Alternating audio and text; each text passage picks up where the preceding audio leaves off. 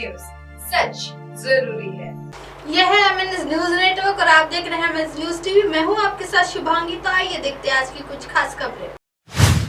दोबारा सीएम बन सकते हैं ठाकरे, 10वीं लिस्ट के हिसाब से 16 विधायक होंगे अयोग्य। महाराष्ट्र में सत्ता संघर्ष का नतीजा अगले कुछ घंटों में तय हो सकता है। सत्ता संघर्ष के नतीजे आने में चंद घंटे ही बचे हैं और पूरे देश का ध्यान इस ओर आ गया है। ऐसे में सत्ता संघर्ष के परिणाम को लेकर संविधान विशेषज्ञ उल्लास बापट के बयान में सबका ध्यान खींच लिया है। संविधान विशेषज्ञ उल्लास बापट ने कहा है कि उद्धव ठाकरे दोबारा मुख्यमंत्री बन सकते हैं। साथ ही उल्लास बापट ने यह भी कहा है कि 16 विधायकों को 10वीं सूची के हिसाब से अयोग्य करार दिया जाना चाहिए। वरिष्ठ संवैधानिक विशेषज्ञ उल्लास बापट ने राय व्यक्त की है कि अगर सुप्रीम कोर्ट व्यवस्थित यानी पिछली स्थिति को बहाल करने का फैसला करता है तो उद्धव ठाकरे फिर से मुख्यमंत्री बन सकते हैं। बापट ने यह भी दावा किया है कि 10वीं सूची के अनुसार 16 विधायकों को अयोग्य करार दिया जाना चाहिए और अगर ऐसा होता है तो बाकी 24 विधायक भी अयोग्य हो जाएंगे। सत्ता संघर्ष को लेकर आए सुप्रीम कोर्ट के फैसले पर पूरा देश ध्यान दे रहा है। इस उल्लास बापट से बातचीत की। उल्लास बापट के उस समय के बयान ने सभी को भोए चढ़ा दी है। उन्होंने कहा कि दल बदल विरोधी कानून राजनीतिक भ्रष्टाचार को कम करने और लोगों को दल बदल करने से रोकने के लिए लाया गया था। पहला प्रावधान यह है कि एक तिहाई लोग पार्टी छोड़ने पर अयोग्य नहीं होते। इस प्रावधान को हटाने दिया गया है संशोधन करके। संविधान 2 में एक प्रावधान है कि यदि एक तिहाई लोग एक बार पार्टी छोड़कर किसी अन्य पार्टी में शामिल हो जाते हैं तो वे अयोग्यता से बचे जाएंगे। पेश किया गया था, इसलिए मुख्यमंत्री पद पर नहीं रह पाएंगे शिंदे। उल्लास बापट अगर उन्हें संविधान संशोधन के बाद दल बदल विरोधी कानून के तहत अयोग्य घोषित किया जाता है तो वे मंत्री पद पर नहीं रह सकते हैं। इसलिए एकनाथ शिंदे मुख्यमंत्री का पद नहीं संभाल पाएंगे। मुख्यमंत्री के जाने के बाद सरकार गिर जाती है। अब अगर महाराष्ट्र में सरकार गिरती है तो किसी और के पास बहुमत नहीं होगा, इसलिए राज्य में राष्ट्रपति शासन लगाया जाएगा। उल्लास ने कहा अगर राष्ट्रपति शासन आता है तो 6 महीने के भीतर राज्य में चुनाव करने होंगे। आइए बढ़ते अगली खबर की तरफ। यह खबर भीड़ से सामने आ रही है। वैद्यनाथ सहकारी चीनी मिल के 5 साल के चुनाव की घोषणा। चुनाव के मौके पर मुंडे बहनों ने फिर तानातानी।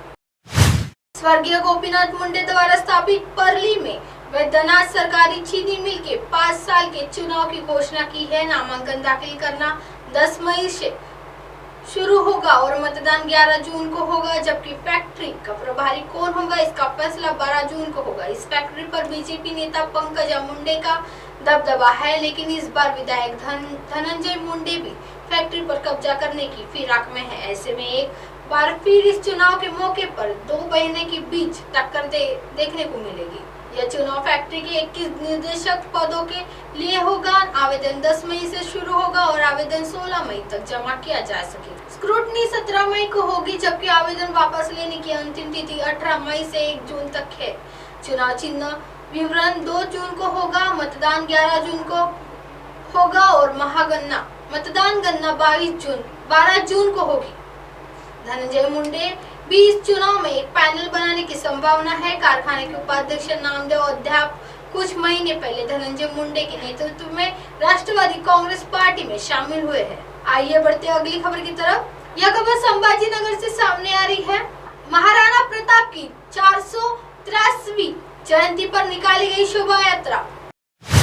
महाराणा प्रताप की शोभा यात्रा शाम छत्रपति नगर शहर में संस्थान गणपति से शुरू हुई। इस पेशी पर शिंदे गुट के विधायक प्रदीप जायसवाल मौजूद थे।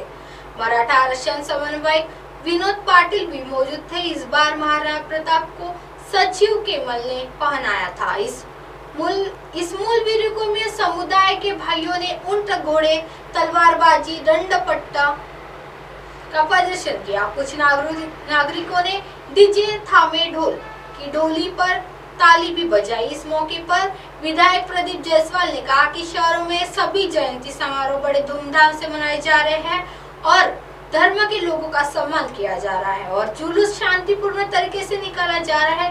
प्रदीप जायसवाल ने जो रिएक्शन चाहा है वो दिया है। अब आप हमारे चैनल को आपके मोबाइल पर भी देख सकते हैं। मोबाइल ऐप पर देखने के लिए play store MNS news TV आज डाउनलोड करें।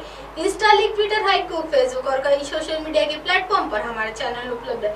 आप इसे यूट्यूब पर भी देख सकते हैं। आप हमारे चैनल को लाइव भी देख सकते हैं www.mnsnewstv.com पर। फिलहाल वक्त तो चला दर्शकों ब्रेक का। ब्रेक से लौटने के बाद देखिएगा देश और दुनिया की तमाम खबरें। बने रहिए MNS न्यूज टीवी पर। नमस्कार।